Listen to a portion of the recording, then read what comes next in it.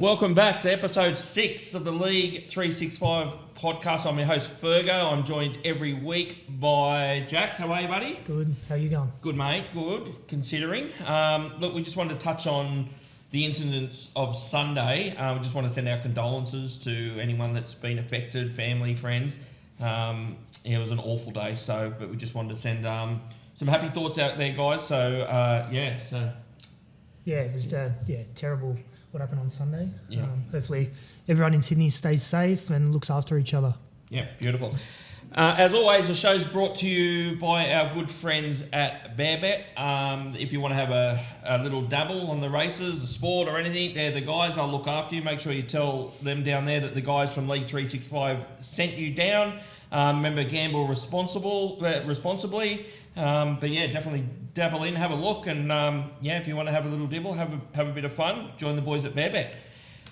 Socials, Jax, you want to... Yep, like every other week, I'm going to keep banging on about it. If you're liking the content we're putting out, jump on YouTube, League365, give us a like and subscribe, leave some comments as well. We're also on Instagram, TikTok, same handle, League365, jump on there and show us some love. Beautiful. All right, guys, special episode today. We have a special guest. I'm about to introduce to you former Sky Racing presenter, former Sky Racing commentator, and more importantly, Parramatta tragic fan, Mr. Terry Hulm. Welcome to the show, mate. Thanks, guys. Great to be here. Fantastic, mate. Look, we're just going to go through a few things, Tez, about your racing career and everything that you got up to when you were a bit younger, and then we'll dibble right into the footy and especially your beloved Eels. You'll need 5 shows to go through everything I did. All right, mate, with your race calling, obviously we go a little bit back. I obviously trained a few greyhounds back in my day. Growing up, mate, where did you grow up and how did you actually get into the race calling and stuff? Oh, look, we're a racing family. Dad owned horses. Mum worked at the racetrack for her entire career. Sister worked for the TAB. We were... My fondest memories and my oldest memories, of being at the racetrack with my father and my grandmother. Mm. You know. And how old were you? What are we thinking? I could clearly say 5 and 6 year old. I can remember that. You can remember going. I can't remember what I did this morning, but I can remember what I did 45 years ago. And mate, look, when I was at school, I loved punting and stuff, and I was 12, 13, 14, people putting bets on for me. When did you kind of think to yourself, I wouldn't mind dabbling into race calling or... They say that race callers are born, not made. Yeah. I started taking it pretty seriously from about 10 on. I knew that's what I wanted to do. Mm-hmm. I was the racing kid at school, there's always one. That happened to be me. My father laid a concrete slab beside our pool, which was downhill. And I used to race the marbles. Now, every race caller who was born will have a story similar to this. We've heard the paddle pop sticks in the creek and all that type of stuff. Yeah. I did do the marbles. Others have done that. I can remember having 10 marbles. I'd named them all, and they'd roll down this hill just perfectly. Yeah. And I'd use them that much. I'd spend so much time there until it was dark and I couldn't see them anymore that the glass would go white. I then spent hours trying to find a marble exactly the same. I also Dad bought a snooker table, and I'd had 5 plastic race horses all lined up, and I'd call them in my head. I was too embarrassed to call out, out loud. And I had a deck of cards. And I'd turn a card over and it'd be the 2 of clubs, and I'd say, the red's the one's gone straight to the front. Yeah. It leads by 2 lengths, and I'd have it running in my head. Yeah. And turn the next card over, 6 of diamonds. And then all of a sudden, Mick Dittman's riding, he's 4 lengths in front of the other thing. It's amazing how most race callers have a story similar. Yeah. I remember listening to Ray Hadley, and he had the marbles down he used to say on the side of the road. I remember hearing his story and rolling them down the gutter and all that kind of stuff. So, and I've heard the paddle pop stick one down the creek as well. How good. Yeah. Back to the race calling. How'd you get your first gig? It's a bit of a niche job to get into. Yeah. Do you have to? Is there any journalism needed, or do you look, how did you get your foot in the door? I was talking to Justin earlier about this. It's funny how with my career, how one door would close, yet another one would almost open immediately. It was pretty amazing. My first on-air experience was Search for a Star with Ray Warren, Drive Time 2KY. I didn't win. I was just a kid, 15 years old. I loved the experience. That was my first ever broadcast on air. It was a phantom call, obviously.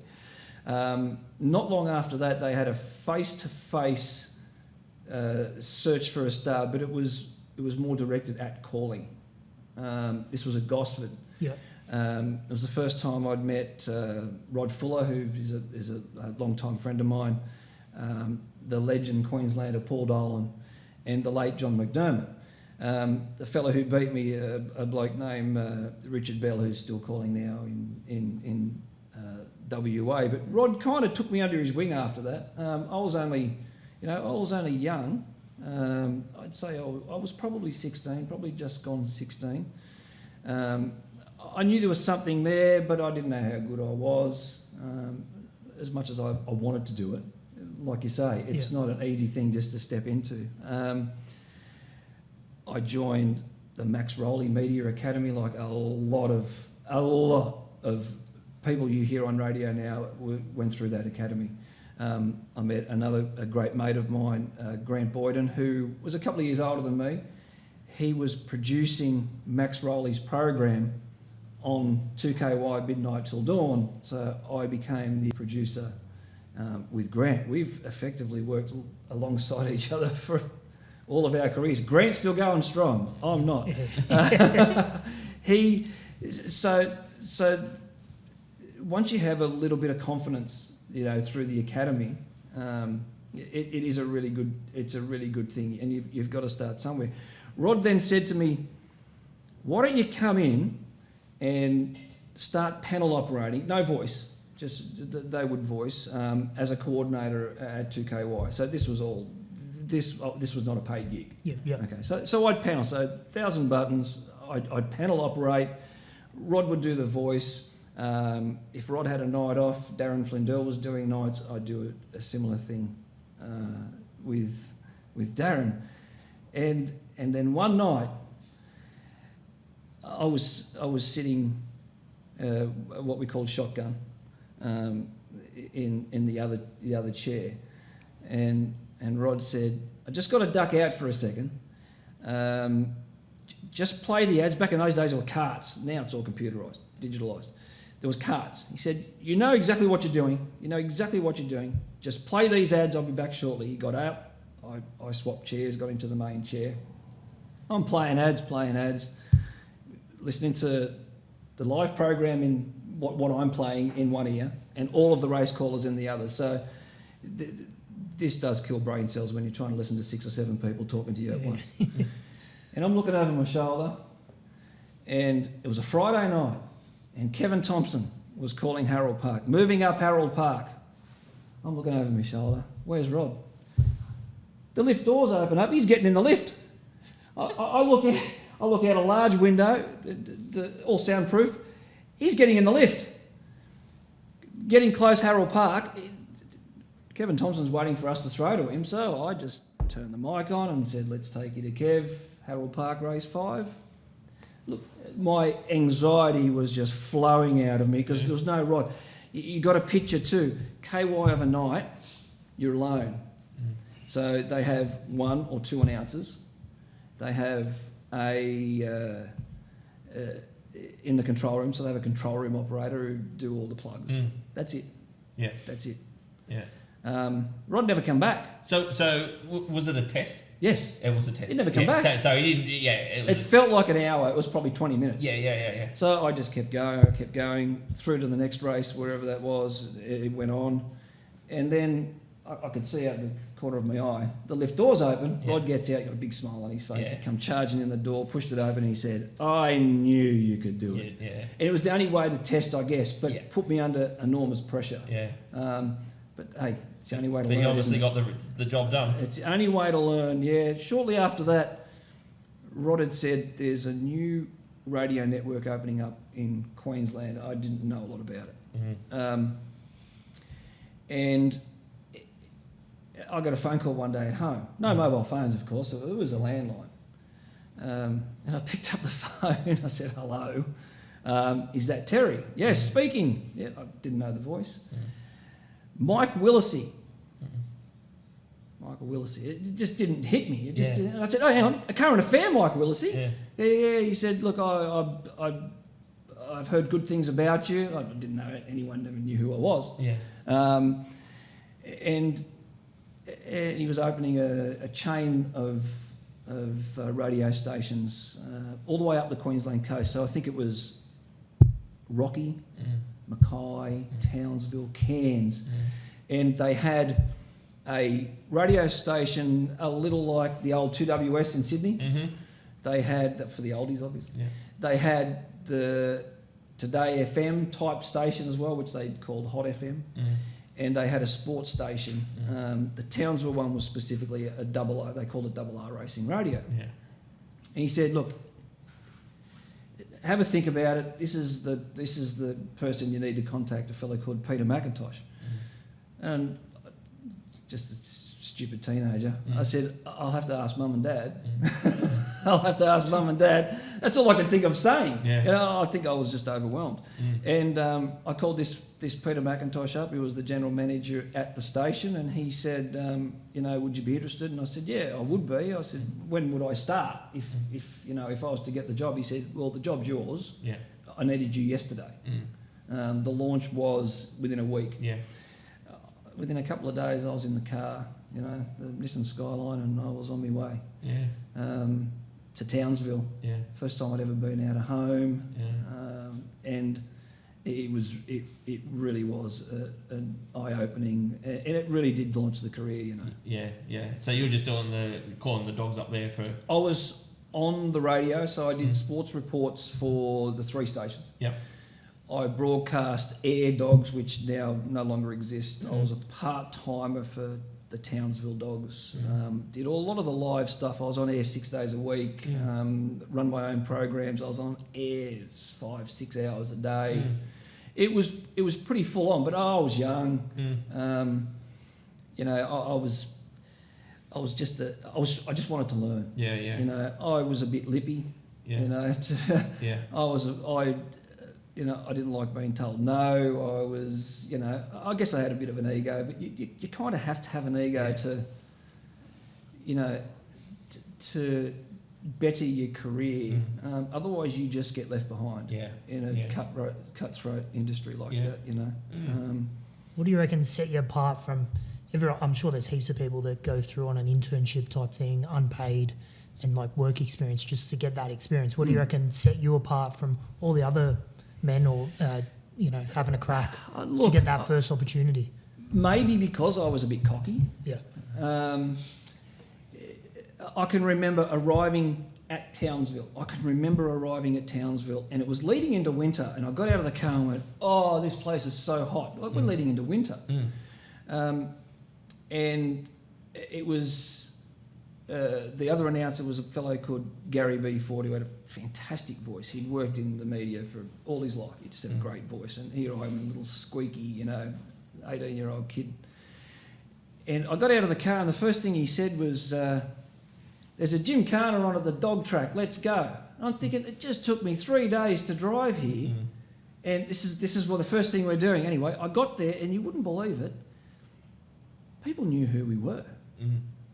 It was, I mean, we're talking the 12th largest city in Australia, and a fella came up to me in a real husky voice. His name was Larry, but everyone called him Bingo. I'm Larry, everyone calls me Bingo. I call the dogs at air, but not anymore. You call the dogs at air now. You know, I want you to get up and have a call here at the gymkhana. You know, I was shocked that people knew. You know, and to be fair, realistically, race callers aren't often seen. Like, we're not often seen. We're not real celebrities. People don't even know who we are. They probably hear our voice in their nightmares, but they certainly, you know, probably don't know who we are. And I was rubbing shoulders with, I'd never forget, Jack Jones from the Southern Suns. Having dinner with him, you know, he never knew what my name was. He called me Racing Legend. That's all he ever referred to me as, was Racing Legend. Tina Arena. These are real celebrities. Yeah. You know, Townsville always put on a real good show for their cup. Yeah. So the night before they had the Townsville Cup dinner at Cluden Park, they sat me next to Bart Cummings. Imagine an 18-year-old kid looking up, who's a tragic race goer, and they slot me next to Bart Cummings. It's just amazing, you know. The following year, it was Sterlo and Paul Vorton. Yeah. And we'll go into Sterlo That would have been a fun night. little bit later on. Yeah. Fatty was there. Yeah. I mean, these were real celebrities. Yeah. And look, I really did love it. I was there for a couple of years, and then I got glandular fever, and I kind of lost my confidence. It really knocked my throat around, and once I make a decision, I don't often, waver from it. Yeah. And I'd made a decision that I wanted to go home. Yeah. I was homesick. Yeah. Even at, I grew as a person. I know that. I really did. I grew as a person, and I needed to. I was just a kid. I was a cocky kid, and I got back home, and it's amazing. At that stage, 2KY, Sky Channel, not Sky Racing, Sky Channel were just totally different entities. I wasn't home long, and the staff from 2KY started to move to Sky. Their night coordinators were Darren Flindell and a fellow called Matthew Browning. They both got gigs at Sky. They needed a night coordinator. I'm Door here. just opened. Yeah. And another door opened. Yeah. So it's funny how things can roll in, and it's just about being in the right place, right time, and just not giving up. Yeah. Just don't give up. Yeah, you're mentioning, you just mentioned about racing legend. Now, anyone that doesn't know anything about greyhound racing, the doyen of all callers over the past, ever since I've been involved, is Paul Ambrosoli. Now, 100%. you worked under PA. Yep. For a while. Long while. What can you tell us about PA and what you learned from PA? Probably more important. Off the bat, we're thinking of your PA because he's not in the best of health. He'll get there. He's a fighter.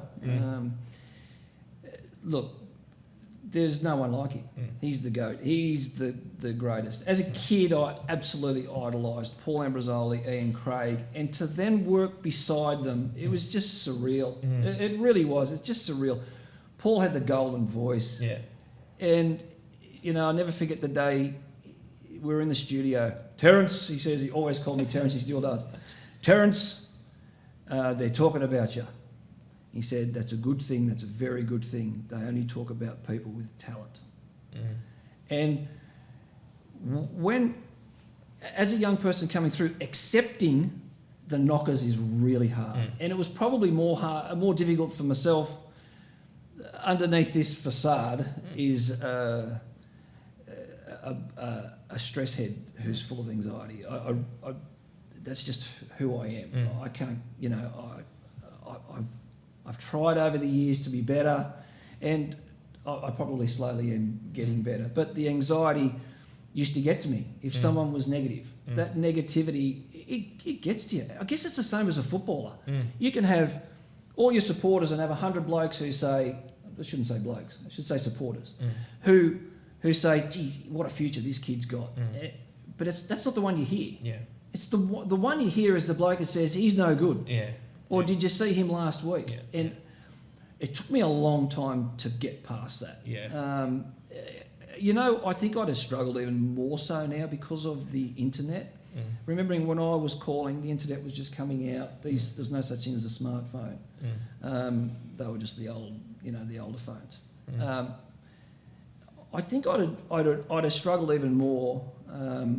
But at the end of the day, you've just got to put it behind you. You just got to keep putting one foot in front of the other. Yeah, I'll tell you one quick story about Paul. Why I think he was when you said about his voice. One thing I noticed with him, I remember I had a couple of dogs at Wenny one night, and there was when they were doing their interview. They interviewed the trainer before the. Yeah. Box one. And I remember I had a couple in, and he came up to me in the ring and said, "Oh mate, look, could you come down? And want to do an interview before race 6 or whatever race I was in."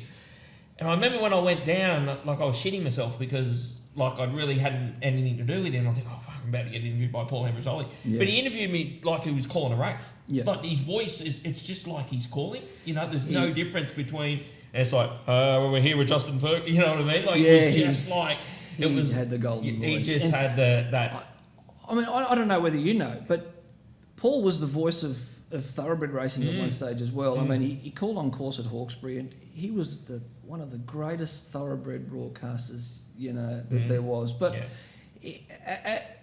at the time, as I was coming through, I was still a fair way down in the ranks. We had plenty of great callers that were better than me, that were above me. A fellow like Rod Fuller went from the dogs and the harness to the thoroughbred. So then Fred Hastings, a great mate of mine, stepped up from the dogs to harness racing, and lo and behold, who's next in line? It's me. I slot into number 2 behind Paul Ambrosoli. And Paul treated his deputies, I don't know if he really knew that he did, but he treated us like we were his own kids. He'd ring of a morning, everything all right? What time you leaving? You know, and at that stage I was really starting to get that the rheumatoid arthritis that I didn't know I had was really kicking in. How's your back? Make sure you have something to eat. Like he was a father figure. He really was. He was the father figure for so many of us. Yeah. I slotted in behind PA. I never got to call a Group 1. Yeah. I've estimated a few times I called somewhere between 42 and 44,000 races. And I just wonder where a bloke like me, with the anxiety that I had, would have been without the guidance of a fellow like Paul Ambrosoli. It was surreal in the fact that he'd ring me up and he'd say, "Oh, Terence, they've done it again. You're calling Dapto during the day. They've rostered me on for Dapto on Thursday night, and you're doing Richmond on Friday. Could we swap?" Like, this is Paul Ambrosoli trusting me with his work and asking me, could I swap? Yes, sir. Yes, of course. Yeah. You just tell me what to do. Yeah. You know, and that's how it was. And kind-hearted, and a lot of the guys that are still working at KY now probably wouldn't be there without the guidance of a bloke like Paul Ambrosoli. Yeah. Yeah, big para fan, obviously a big footy fan. Did you ever have aspirations, or did you ever think, oh, maybe I can shift over and call some rugby league or any other sports, or you're just laser focused on the greyhound stuff? I was probably focused on the racing. I did the television, which I had no intentions of working on television at any stage. Sky Racing, Sky Channel 2KY becomes Sky Racing, Sky Sports Radio, owned by the same company. So a lot of us radio guys who were radio guys, we got shifted over. We did a little bit of television, but television just wasn't for me. I was a radio guy. I loved being behind. I didn't need to see my face. They started a thing called Tab Radio when 2 Sky channels, they had Sky 1, Sky 2, which they still do, but they had a voice that was combining them. So they kind of made me do that. But I was also doing the press. I was also doing Saturday night soccer with Andy Pascalides. I was doing Sunday night soccer with Paul Williams, Damien Lovelock, Mark Bosnich, Les Murray, these type of guys, which I love, but that wasn't the passion. Yeah. You know, that wasn't the passion. Could I have crossed over? I think there were probably better football broadcasters than me. I'd love to have had a go. Yeah. But Justin and I were talking earlier, you know, I mentioned Fred Hastings before. I can remember him taking off the football commentators in the studio when we were racing studio, not a football studio. He was fantastic. I think he could have a go and make it. Yeah. I really do. He's fantastic, and I knew that as much as deep down I'd like to have a crack at it, I probably wasn't good enough. Yeah, right. Were you calling soccer on Sundays? Or no, we did. We were doing the crossovers to the EPL At one stage, Sky Sports Radio had the rights to broadcast. But the soccer program on the Sunday night was called Football Fever. It went for decades on 2KY. We had a change of hosts, but I was pretty much the panel operator, and I was there, through the majority of it. We lost one of the main hosts in Paul Williams. He was a fantastic broadcaster. He was on his way to the Olympic Games before he passed away. He was going to broadcast the Olympic Games before he passed. But again, I loved football / soccer. I still didn't have that passion. Yeah. It just I was there. I enjoyed it, but that's about as far as it went. Yeah, fair enough. All right, I'm going to fire just a couple of quick questions at you now, Tess. Sure. Best dog you ever saw or called? Best dog I ever saw at the time, probably Worth Doing. I think he ran 29.5 at Wentworth Park and broke the track record, and I think he was... On the grass? Yeah. That would have been on the grass, Worth Doing, Yeah, I mean, best dog I've ever called, I don't really know. Like I said, I never got to call any Group 1 races. I called Group 2 Association Cups at Wentworth Park.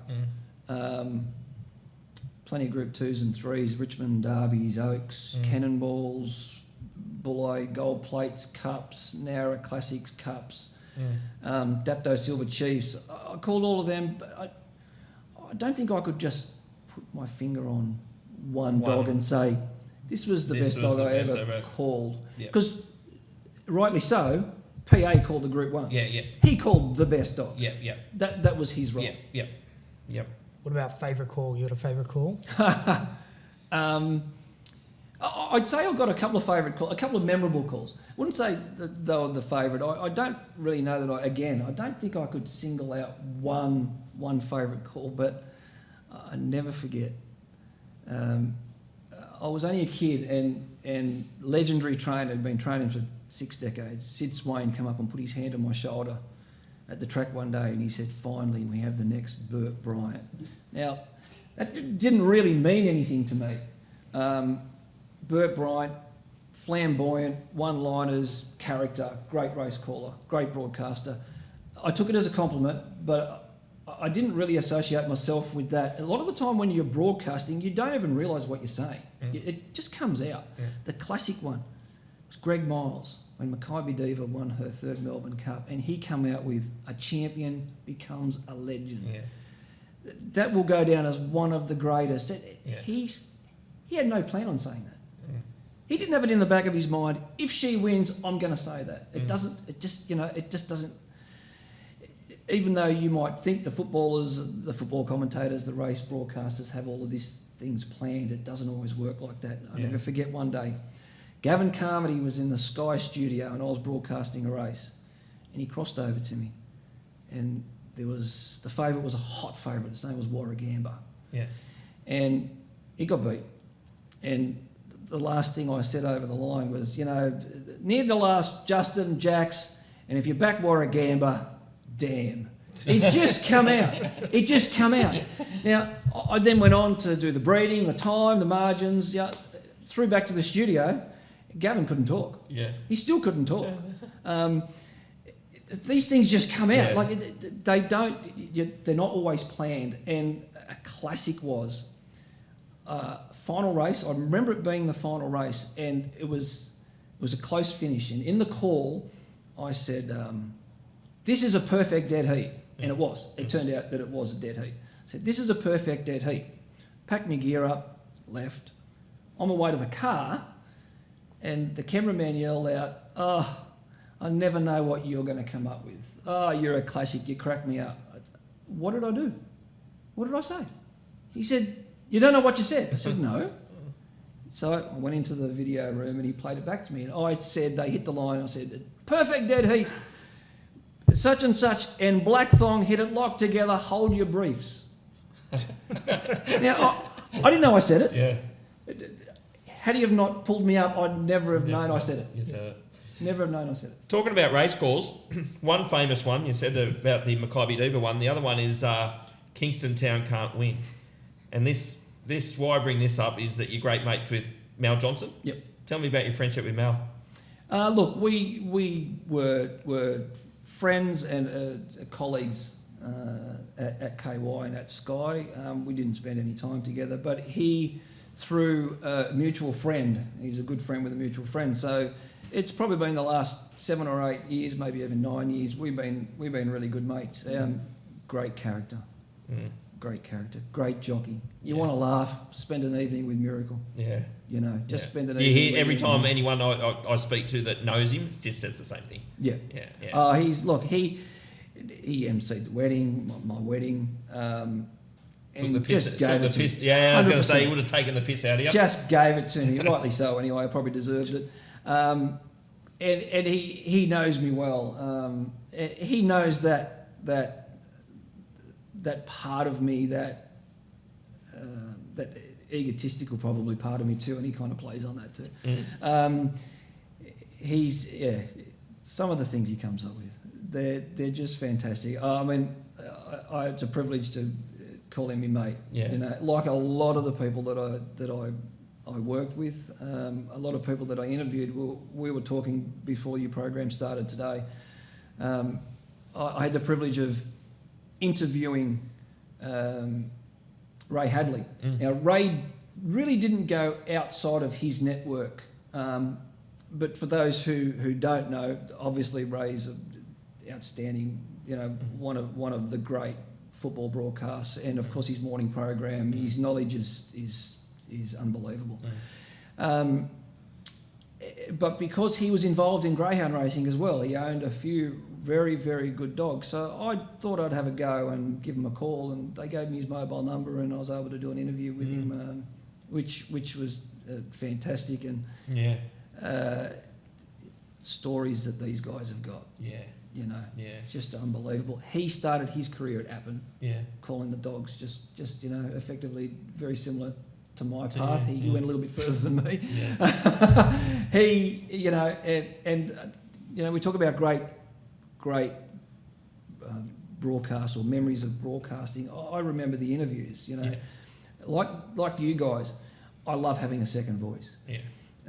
It's okay to think you're the star of the show, but I think if you're coming from one angle, one person, I think it can make an interview a little boring. It's just how I kind of always was. So through the early 2000s, a good mate of mine, Gary Clark, I got him into KY. We did a lot of interviews with people. He missed out on the Ray Hadley one. I got Fred Hastings to come and sit in with me, But Donnie Sutherland, the legend Donnie Sutherland from Sounds, he worked at KY. It's got to be 3 decades. Got to be 3 decades. Listening to his stories. And again, privileged to have called him a friend. He was involved in greyhound racing. The two Donnies, as you know, Justin, as you know, they had a lot of success with their greyhounds. And did a couple of great interviews with him. And as I said, and Gary Clark was my second voice at KY. I really enjoyed working with him. Yeah, just before we go on to the Parramatta stuff, there is one call that I actually remember. It was one night at Bulli, and I had one of my dogs in. Good or bad? His name, it was good. It was good. His name was John Newbond, and I remember you came up to me in the betting ring, and you were calling down there that night. You said, "Just, what do you think tonight? What do you think of your bloke?" I said, "Mate, I have to be honest. I like him." And he goes, "Yeah, I really like him. I think he'll win." And he said, I'm going to back him. And I said, "Yeah, I'd have something on him for sure." Anyway, 10 minutes later, Tez, you're up in the broadcasting box. "Yeah, I like, what are you tipping here?" And over this PA comes over. "Yeah, I like the 1 from the 6, the 7 and the 8, whatever it might be." You've left my dog out completely out of the top 4 picks. He's come charging down the outside, and you've nearly fallen out of the box. "I think he's got there." And it was pretty obvious you were on. Yeah. I remember it to this day. It was very funny. I certainly didn't make a habit of not tipping the dogs that I like, but did you get overs? Well, it was funny. When you come and saw me, I think they went up $4. I think you started $7.50. Yeah. Especially after you...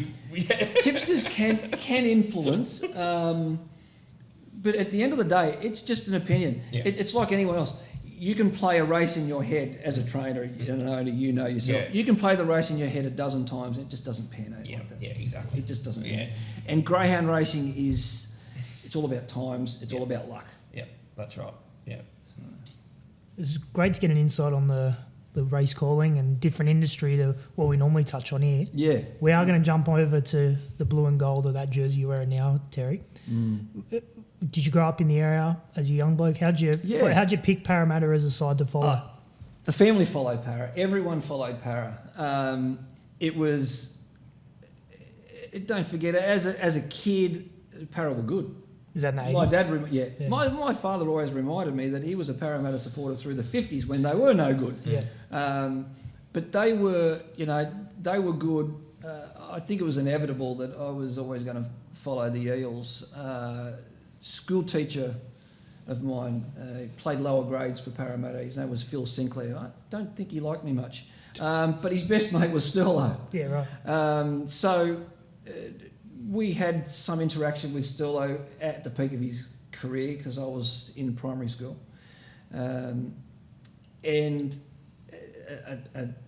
Speaking of legend players, I can remember as a little kid, don't ask me why, I don't know why, Parramatta great, Penrith great, Jeff Gerard, for a short period of time lived in the same street. I used to dig his garden up. I was about 3 or 4 years old. I'd wander up the street and he'd come out with a glass of milk. And I don't know why. I can just remember sitting in his garden pulling his roses out or something. And he was playing for Parramatta, obviously, at the time.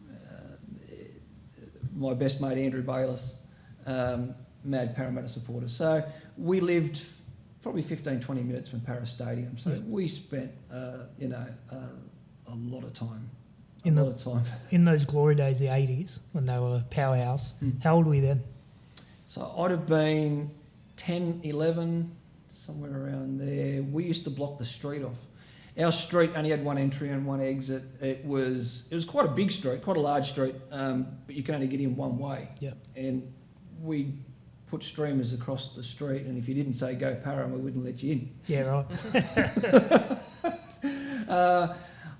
I think back of all, my fondest memories throughout my life, and Parramatta and Andrew Bayliss around there somewhere. Yeah. They just were. I can remember meeting Sterlo again at that Townsville Cup dinner. He remembered me from when I was probably 10 or 11. He probably went, "Oh, this is a kid who can't tackle." Yeah. My tackle technique was awful. I wish I could turn the clock back and play football, knowing what I know now. How you pull the game apart and techniques. And Justin and I were talking about this earlier on about probably more so now. Technique's more important than any other time of the game. You spoke about Sterlo, Parramatta legend. There's plenty of them, especially in those 80s teams. Was he your favourite player, or Brett Kenny, or Eric Groth? I think you nailed it. I think Sterlo and Kenny. I don't think there was much apart. I mean, what a team! It was a ridiculous team, wasn't it? Imagine the salary cap now if they rolled that side out. Taylor, Grove, Chalmers, Ella, Cronin. You're gone before you get to the halves and Price, the salary cap. I mean, the list just went on and on and on. They were so good. But I think if you ask any 70s, 80s kid who followed Parramatta, I think you probably get the same answer. I think so. Yeah. I have to say, Kenny was something. Yeah, something out of the box. I'm surprised he doesn't get talked as immortal, to be honest. I'm surprised he hasn't been in the conversation. He was that good. That good. So, yeah. Now, fast forward, what are we, 80s, 40-something years now. Now, Parramatta aren't as successful. They actually haven't won a premiership since those 80s. Where do you think the club's at now, and how far off a premiership do you think the Eels are? Well, if you'd asked me this question 12 months ago, with the talk that Gutho was going on RCG, I'd have said we're a long, long way away. But look how it's panned out. Look how it's panned out. I think, we started the season slowish. look, Jason Riles knows what he's doing. He might be a young coach, but he's come through one of the best. Coming from Melbourne, bringing what he knows. Craig Bellamy, in my opinion, I think Craig Bellamy is the greatest coach. He seems to be a step ahead of all the other coaches. Is that just me who notices that? No. He's a step ahead. Look, I don't like comparing champion racehorses, so effectively I don't really want to compare, but people do compare Wayne Bennett and Craig Bellamy. What are your thoughts? I like Bellamy better than Bennett. I like Bellamy. Yeah. Okay. So Yeah. If they said you can have a pick of the bunch, who would you want coaching Cronulla? It'd be Bellamy. Yeah, same here. Yeah. Bennett wouldn't even be second. Yeah. So I think, is that right? Who'd be second? Well, right now. Yeah, I wouldn't take. I'm not saying. No, right. I'd say if I wanted someone to coach Cronulla, if Fitzgibbon walked and you couldn't get Bellamy, I wouldn't take Bennett second. Okay. Yeah, I'd take Robinson. Trent Robinson. Yeah. I'd take Robinson. So. Yeah. Oh, look. I like So Robin. there's no doubt. Jason Riles knows the direction he wants to take, and he hasn't moved from that. He said that all along. Yeah. This is. We hear it all the time. We're rebuilding. Yeah. We're building a club together. Yeah. West Tigers say that. Look where they're at. Yeah. Well, they've been rebuilding for 25 years though, since Benji threw the flick pass. They've rebuilt from that day. Can we not mention that? I mean, that's only. Oh, sorry. That's only 20 years ago. Hang on, We're your twice wife. as far. She's a Tiger. Isn't She's a Tiger supporter. Oh, sorry, Fiona. Sorry. Yeah. Terry told me to say that too. Look, I think we've got some real good youngsters. I think Iongi's a star in the making, the fullback. Not real sure where Pezzett fits in. 12-month contract, I think, was strange. What do you guys very make strange. of that? We've touched spoken on about this. Yeah, we touched on it a few weeks ago. We thought it was a bit strange the 1 year. I think it's an upgrade for next year. But it's 1 year. Like, is Parramatta ready to strike for a premiership next year? I don't think so. No, I think we'll challenge for the 8. I I really agree. think we'll be in the 8 with those young players. I don't want to just single out Iongi. I remember getting a call from a mate of mine, a crazy Shark supporter, and he rang up, "You're stealing one of our players." I really rate Jack Williams. I thought he was a really good player at the Sharks. I think he potentially is a star at Para. I'm really shocked that he doesn't get a mention in representative circles. I think he's that good. I really do. I wonder where our forwards are heading, because we've signed Jack de Belin. Kalamatangi, what's the update, guys? Do you know what's happening? No, there's Para, there's Dragons, South So there's Sydney still as well. okay. So there's nothing. It's in a stone. huge signing. It turns one of them clubs around. Yeah. Do you think? Dragons or Para. Or Para, definitely. It turns them around. In my opinion, when I say turns them around, doesn't mean they go from. But Para, I think if Para get him, I think it's massive. I think it puts them. Junior and Jack. I mean, Jack played in the middle, and we all know he's great on an edge. He's already proved that. He doesn't need to prove how good he is on an edge. Yeah. I kind of think he'll stay on an edge. I think with his leg speed. Yeah. With Jack de Belin there, where do we see Jermaine Hopgood? He had 2 breakout seasons. He represented Queensland. He reminds me a bit of, to be honest, a bit of Nathan Highmarsh. He's just a workaholic. Yeah. My son. Oh, Named after Nathan Highmarsh. Yeah. Indeed he was. He works so hard that fatigue sets in for the last 10 minutes and he offers nothing in attack. I don't want to knock the guy because I really like him. Yeah. Is he the best 13 for Para? What are your thoughts on that? I asking don't. you a question. I don't. I'm not. I've never been a massive fan of him, to be honest. I think Jack de Belin should be their 13. I just think I kind of figured he that's offers that what the 13 role now needs.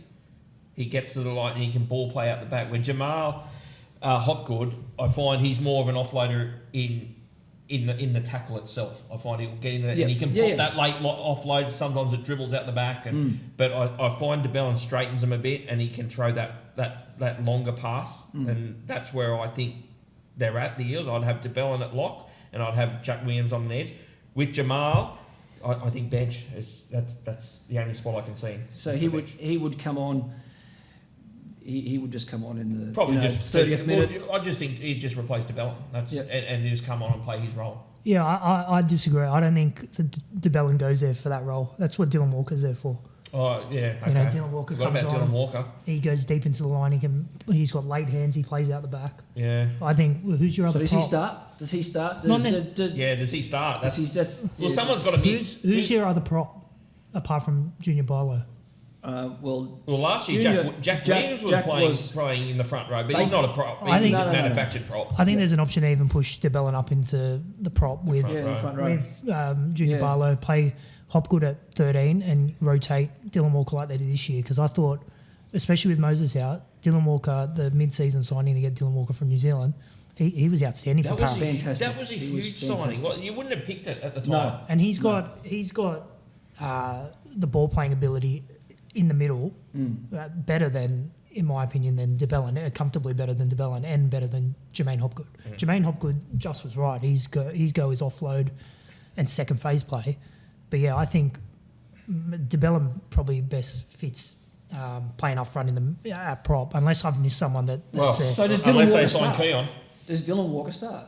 No, I think you keep Dylan Walker as a 14. I think that's he comes on, he brings speed and impact off the bench. The other thing Dylan Walker gives you too is if you lose an outside back, he can plug a hole. Oh, you can use him as on the bench. You can just throw him in the middle of the field, use him as an extra half. He's still got that skill. He still has that skill level. Yeah, 100% he does, 100%. So, yeah. Now, a couple of names I just want to throw out your opinion on, because he always gets there's always differing opinion about your number 7, Mitch Moses. What do you make of Mitch Moses?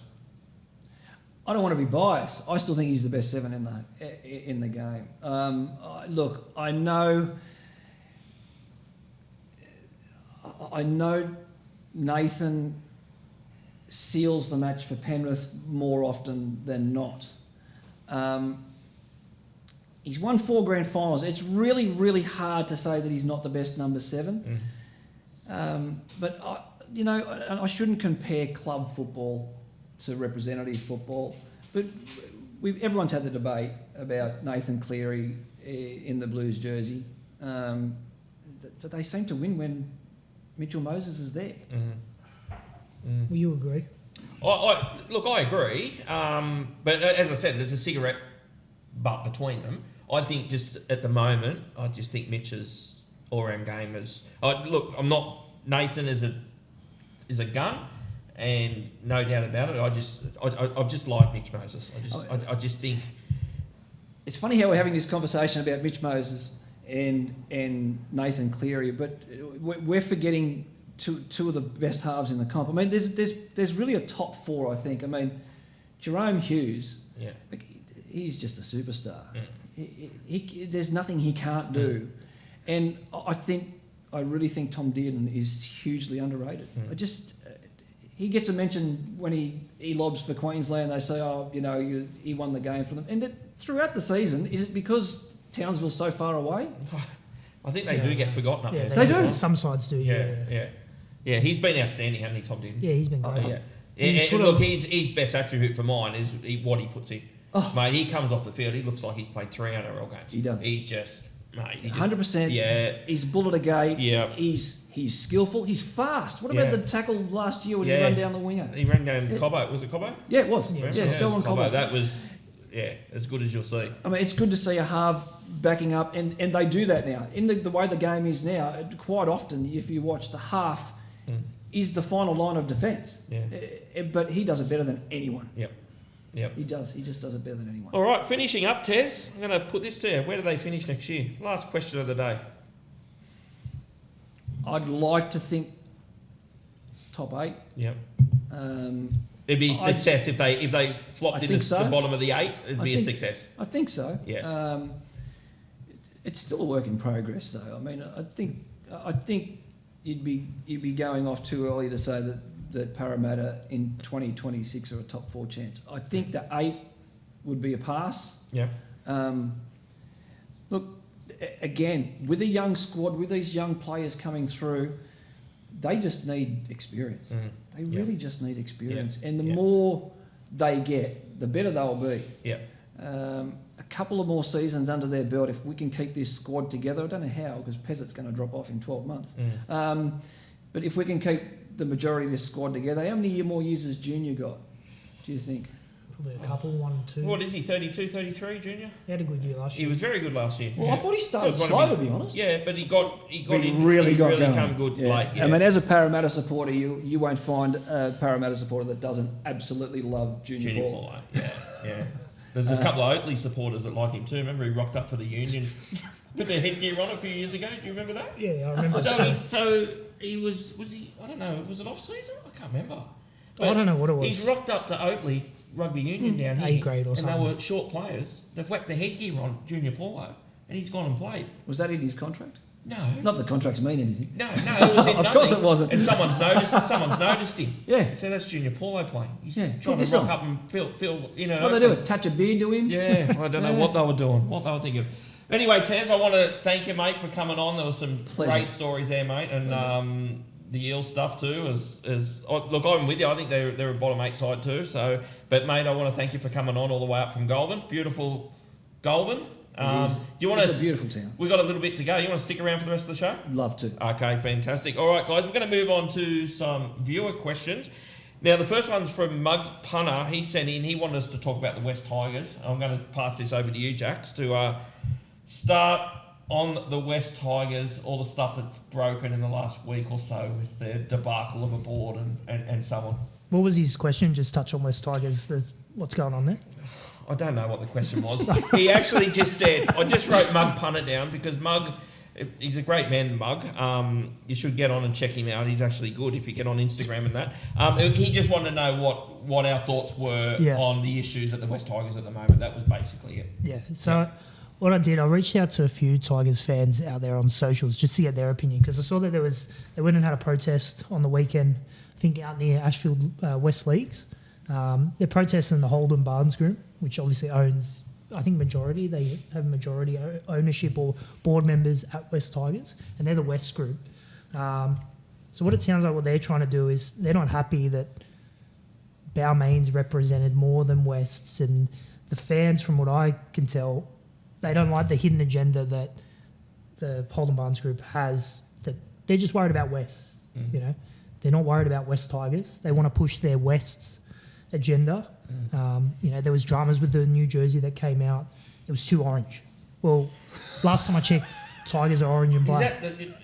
Is that bullshit? No, I swear. They brought out... What, they were filthy? It was not enough black and white West? Not enough black in the jersey. Because it's majority orange jersey that they've got this year.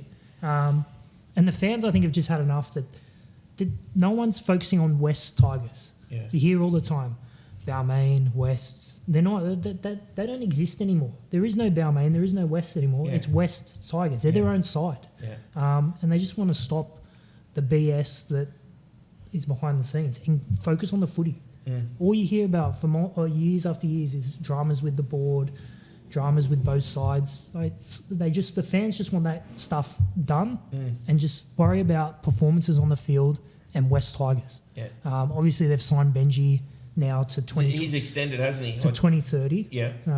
Which is a bit What do of you make of that? I think it's a bit of a panic move just to Shut the fans up. the fans and to just lock in obviously Jerome, Luai, and Appy who get along with Benji really well. Yeah. Because there was rumours last week that if Benji walks, that they'll walk as well, and they'd just put that club back 5 more years, which they don't need. Because I feel like their performances were better last year. They've got the best roster they've had in a long time, and that their fans deserve to have a bit of success. The club hasn't made the finals since 2011. I feel for the fans. Yeah, 100%. I feel for the fans. Yeah. What do you make of it, Ted? Look, What you know it's about an it anyway. ongoing drama. Yeah. We've got to get rid of the CEO. We've got to get rid of the board. They've done that. They're still in the same position. Yeah. Look, is it a knee-jerk reaction to sign Benji up? I think maybe. But is it just to stop the ship from rocking. Yeah, I think so. yeah. Look, it just seems like it's just never ending. Yeah. I'm glad I don't follow the Tigers. I said to my wife, who's a crazy Tiger supporter, can they just split up again?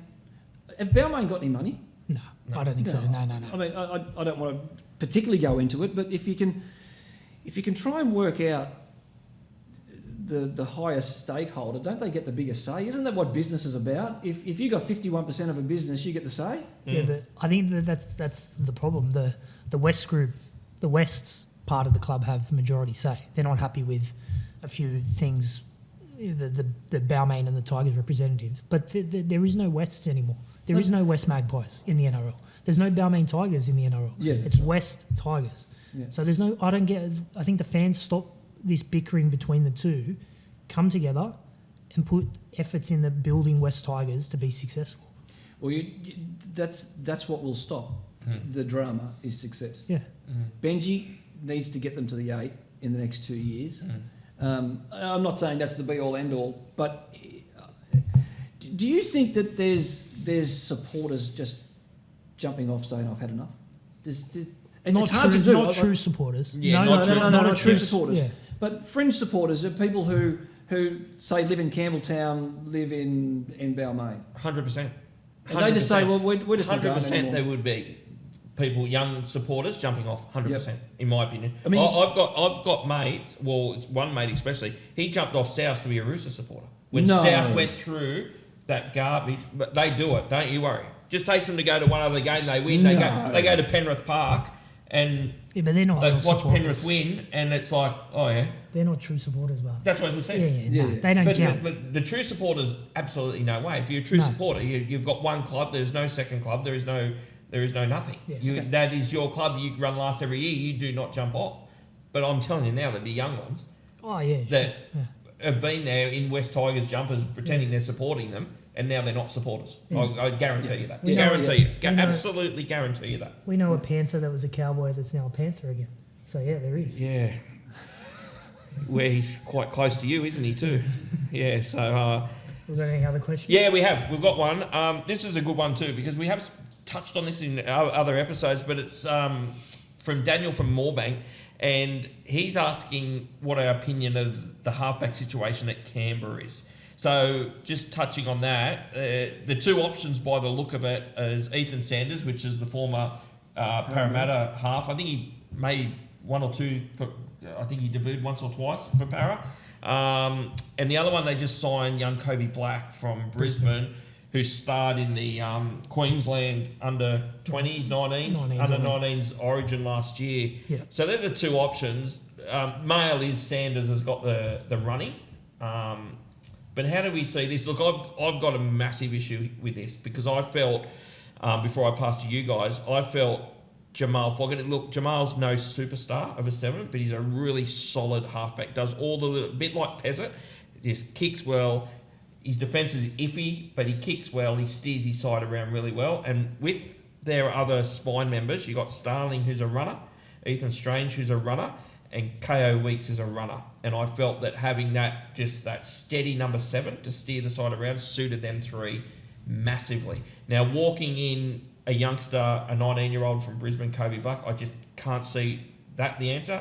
And Ethan Sanders, what I've seen of him in reserve grade at Para, I don't see him as that real organising number 7 either that can step into that role. What are your thoughts, guys? Yeah, I think Sanders will get the first crack next year. I think Kobe Black's probably 1 year off. I think he's only 18. I don't even think he's 19 yet. So he'll probably play Cup next year, get a bit of the physicality against the men. I think Sanders will get first crack, and I tend to agree. I think Canberra, they might struggle a little bit in that aspect. Do you see where I'm coming from? Yeah, I get what with you're saying. the three runners. So it's not like you look at, and I have brought this up before, you look at Melbourne, like you've got Munster, he can control the side if he has to. You've got Pappenhausen, got ball, well, when he was there, he had ball playing, and you've got Harry Grant. He's a runner and he can use the ball. Canberra's 3. Weeks is a runner, solely a runner. Strange hasn't done any ball playing whatsoever. He doesn't need to. He just on. scores. And yeah, that's right. He's a thing. And Starling is just a runner, total runner. Yeah. So to me, they desperate, and I mentioned it before, Peasant Simon Parrott, he's the one they needed to go in there and just steer that ship around. And I really fear for Canberra, the halfback issue they've got. I fear for them big time. I think they were successful last year. They had a good mix of the young and the old. A lot of experience around. You mentioned Fogarty. He's off to Manly. I think Ricky, he's heading in the right direction. I mean, they overachieved last year. Yeah, I mean, 100%. I think most people had them in the bottom 8. I certainly did. I had him spoon. Yeah. I'll just let you know. Yeah, no, I had him look, spoon. I did. I had him spoon. Me and there was someone else. Was it Buzz? No, it wasn't Buzz. It was someone on. Carrianas. Carrianas. Yep. He just lives in the next street. Then when you look at their squad and what they did last year, you know, you got Tarpany up front. Like Strange is a star. Like he's just a superstar. And Fogarty's calmness and experience, like you said, he's not perfect. Yeah. He's not perfect. I'm surprised Manly really wanted Fogarty, to be honest. Yeah. I mean, they didn't want DCE, but they didn't want a young guy either. Yeah. I think they're in a bit of trouble as well. But yeah. Manly. But yeah, Canberra. You fear for the halfback position? Yeah, I mean, without that experience, I do. I agree with it 100%. Yeah, I think they'll go backwards. I don't think they're a top 4 side this year. Yeah. But I think Ricky, he's a good coach. I think he's underrated. Yeah. Because he has a whinge and he loves to complain, but he's good. Ricky's good. Great. He gets those boys up and they play for him. They play hard. There's no doubt about that. Yeah. That they play. They do the basics right. Yes. Yeah. They're not a flashy side. They do the basics right. It's very. Oh, the Bear Bet side nearly went gamble responsibly. Which, yeah. Which like really, if you break the game down, if you do the basics right, if you hold the ball, high completions, don't give away penalties, right, and make your tackles, you're going to be in the game. Yeah. It doesn't matter who you run out with. If you do the basics right, you're going to be in with a chance of winning the football game. And do you get that from playing for your coach? I think you do. Yeah, 100%. Yeah. That's why Canberra, most years they make the 8 with Ricky Stewart, with a roster that's got. Yeah. Well, apart from when they had Jack White in there a couple of years ago, no out-and-out superstar. Yeah. I know some of these young boys come through and they look really good with Weeks and Strange. But but you're right. They're a bit like my mob, aren't they? There's no real bloke that you go... Your mob threw $1 million at Nico Hines and Aiden Fennell. Yeah, so it's a bit different. Yeah. Canberra don't get any of those luxuries. Yeah. Canberra have to go get blokes from England that no one knows about. Yeah. And they play good. Yeah. Well, what they did have last year, and I had them a long way down. Yeah. You know, but I always had in the back of my mind they got speed. That's what they had. Yeah. That's no fluke. No. Ricky was targeting that speed. You know, when you've got back rowers with good leg speed and great skill like Hudson Young, like the team will come together. It will come together. But you need a general. You need someone steering the ship. And if they don't have that, they may well fall apart. And that's why Jamal fit him so well, because that's all he had to do. Because he had them 3 blokes around him that could do the damage with their running game. Yep. All he had to do was steer the ship. Now I don't think they have anyone steering it. That's what I think it's a real concern. It'll be interesting. And I think you might get Ethan Strange and Weeks overplaying their hand. That's what it might bring into the side. Like they'll be trying to do things they're not capable of doing, like a bit of ball play, and it might fall apart. That's how I see them. But yeah, so I think it's a real concern. Who was it? Daniel from Moorebank? Yeah, I think it's a massive concern, to be honest. All right, now, talking about speed, just before we close up, the race that we've spruiked for the last few weeks, the 100-metre race, the speed thing just got me with Xavier Savage. The race that doesn't have Josh Addo coming. That race? Yeah, that one. I don't think he would have won. Would he? He couldn't. No. Not now. Maybe 3 years ago when he was. Yeah. Maybe, but I was actually just chatted to you about this. And who did you surprised me with who you like that may win it? I listened to your program in the last few weeks, and I was surprised with your market, to be honest. Yeah. I without knowing the result, I'd have had Jason Saab $1.35, not $1.65. Bet responsibly. Yeah. Have we seen the hammer fully extended? Has anyone seen the hammer fully extended? He has the most glides across the field, beautiful stride of any footballer I've ever seen, and he's doing it easy. It appears he's doing it easy. Yeah. It's almost he's looking over their shoulder saying, "Is that the best you can do?" Yeah. And And when he opens up in that open field, is there a better sight in rugby league? No. I honestly don't think there is. No. He's that good. Is 100 metres too short? Possibly. Yeah. I'd have Saab winning. And the only other thing is I got Reece Walsh leading. Yeah. That's about it. They'll get him over 100. The only time I remember the hammer in full stride, remember he chased down Addo Carr, pulled off that tackle. That's right, yeah. But even then, I was actually thinking of it, and I just had a quick look on my phone just to remember it. He was actually smiling when he was running across. So are you fair dinkum if you've still got a big grin on your face and you're chasing Addo Carr down? Yeah. So we'd be gasping forever. Maybe he is. When's the race getting? When's it happening, Jax? You're the. I think we'll post on TikTok this week, so keep an eye out for that. For the Phantom call of that 100-metre race that everyone's interested in. Who's the fastest man in league? Yeah, okay. We'll So we're looking at this week. It'll drop on the socials, eh? Yeah. Can't wait. Yeah, should be good. All right, guys. That's Rumours? Oh no. We're doing rumours or no? Oh yeah, we didn't. We'll cut that bit out. Okay. Where is that gone? Yeah. I don't know. Where has that gone? No. Okay, just go from now. You'll just cut that out. All right, so we'll just touch on some rumours that are doing the rounds this week in rugby league circles. So today, on my way here, the main one that I saw was that Hugo Savala is going to actually re-sign at Roosters. He's not. So he's going to sign apparently a 2-year deal to stay at the club, which will see him obviously do that apprenticeship under DC and then assume that he'll be there the 7. That got broken by Dean Bulldog Ritchie. So another one that was doing the rounds this week was Nick Meaney's going to go and have a meeting with Perth to test, look at his contract and test the market over there for 2027. I think that's a good move for him, to be honest. He did say that he's also interested in what Melbourne's going to table, but he will be meeting with Perth for a 2027 possible move over to WA. Another one of your players, Jesse Calhoun, linked to Newcastle, the back rower. Yeah. Well, what's your? I know you've got high Love hopes him. on him. Love him. He Love breakout him. year this year. Love him. Think he's a future star of the club. I think he's a future representative player. Have you heard anything about him staying at Cronulla? Or Heard absolutely nothing, but they need to. I think they'd be making room to make sure he stays because there is movement around Jesse Ramian and a few others. I think I'll be very surprised because they actually call him Fitzy's child down there. Yeah, right. Fitzy loves him. I just can't see him going. I just can't. Cronulla. One thing about Cronulla, and I'm trying not to be biased with Cronulla on the show, is they have a knack of keeping the right. What are you smiling at? no, I'm just. They have a knack.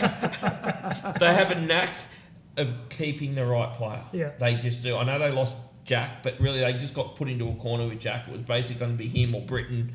They were going to lose, and like it's Britain Nicora's pretty hard play to let go. I just think with Jesse Calhoun, I think he's just he just looks like a Cronulla player. You know when you just see a bloke and you just think they're a Cronulla player. What's a Cronulla player? Explain a Cronulla player to me. Besides the obvious, he's got a shark in his shirt. Well, you go down to the mall, you see him down there with his surfboard and his shirt off. He's with Blake Brayley. Okay, that makes them good Not footballers. causing any trouble. and I don't know. You just look at him sometimes and you just think, like Nico come and he just fits in. He just fits in in Cronulla colours. And there's just blokes that they just look like. That's where they should be. Can Nico, because he fits in so well, can he win you a comp? Yes or no? No. And this is not Nico bagging, but no. No. I like Nico. And I think I like him too. he gets a hard debt. It's not his fault. They gave him $1 million. It's not his fault. 100% It's right. not his fault. And Correct. He's a very good number 7, but that's where it stops. For me, that's where it stops. He's a very good number 7, and he's very good for the club, which is something that probably gets missed. He's very good down there for the club, like having someone like Nico Hines in your club. Yeah. Very quality human off the field. All the things, that probably get missed sometimes with players. But to answer your question, no. He can win they can win a comp with him there, but he's not a bloke that you're going to go put your back on and win a comp off. If he went to fullback, you'd lose Kennedy, and you don't want to do that because he's a star. Yeah. So where does he fit in? At 13? Where does he fit? No, he can't go to 1 for mine. He's too slow. he's just too slow. He's just too slow. He's got too big. He's too slow. I think he plays 7. I think they Kennedy's a good player, but I think he's going to Perth. Kennedy. Okay. Pretty confident he'll be at Perth, and I think they'll be in the market. Good signing. They'll either use Ison at 1 or they'll go into the market. And if the movement around Ramian and that is correct, I think they might be trying to free up to try and. I think they know where they need to put someone. Yeah, but anyway, now Hugo. Quickly touch on Hugo. What do you make of Hugo? Of the signing for 2 years. Yeah, if it's true, I like it. Yeah. I think it's good to keep as many juniors at the club as possible. They haven't got too many. Have they got any? Yeah, Victor Radley. We've got people in the crowd even laughing at that comment. Victor Radley. Just so you know, we've got Jackson's dad in the background, and he's actually even laughing at that comment. No, I think it'd be good if they can keep him. He had a really good year last year. Yeah. So is that the plan? You'd have to think that's the plan. I would DCE say so, yeah. retires, he goes into the role. But the thing with what role does he play now? I can't see anywhere but reserve grade because to me he can't play anywhere. Well, he probably could play in the middle. He probably could come. He's big enough body to maybe come on and play in the middle.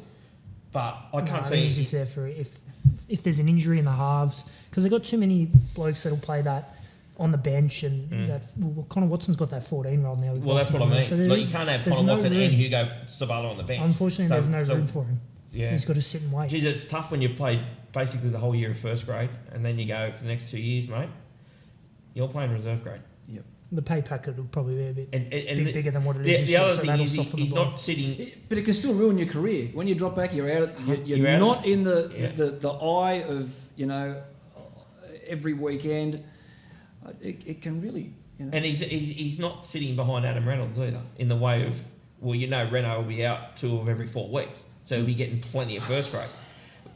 DC is bloody durable. He very rarely misses a game, DCE. Yeah, really. I've probably mocked him now. Yeah. He's probably gone ACL. Yeah. But and what was the other one? The Nick Meaney one.